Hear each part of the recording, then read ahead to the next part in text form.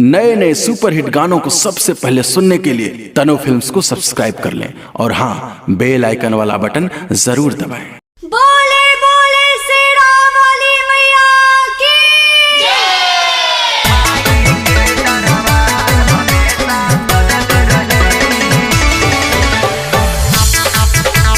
Music by Guddulal Yadav.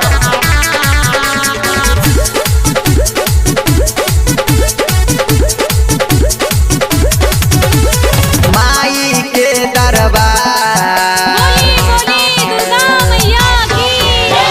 माई के दरबार हमेशा सजल रहे, माई के दरबार हमेशा सजल रहे।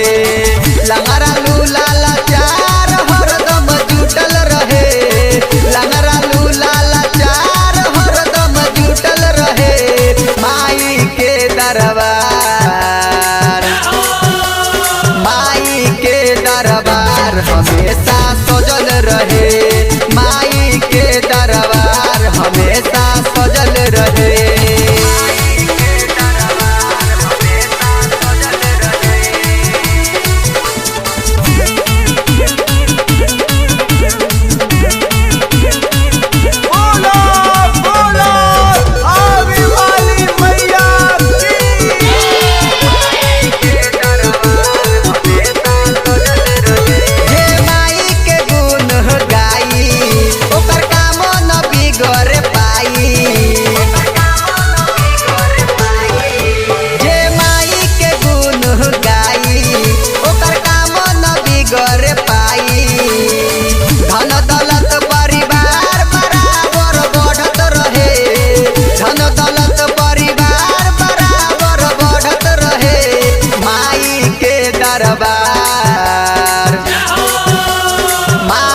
के दरबार हमेशा सजल रहे, माई के दरबार हमेशा सजल रहे।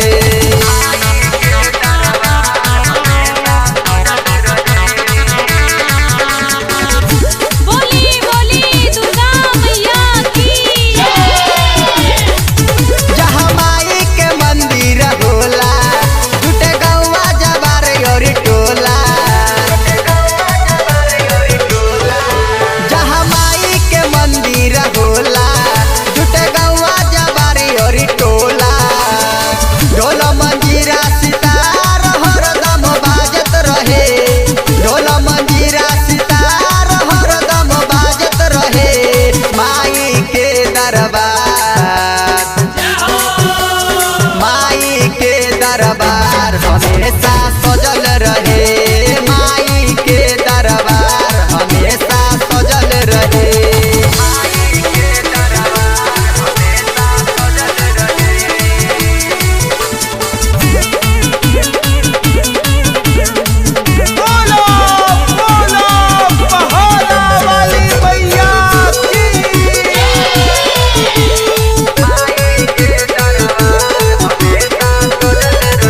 हई गुरु मोहम्मद के चेला, राइटर बिना कुमार अलबेला। हई गुरु मोहम्मद के चेला, राइटर बिना कुमार अलबेला। प्रेमी अभिजीत भजनिया गावत रहे, प्रेमी अभिजीत भजनिया गावत रहे। माई के दरबार, माई के दरबार हमेशा सजल रहे, माई के दरबार हमेशा सजल रहे। लंगरा लूला लाचार हरदम जुटल रहे, लंगरा लूला लाचार हरदम जुटल रहे।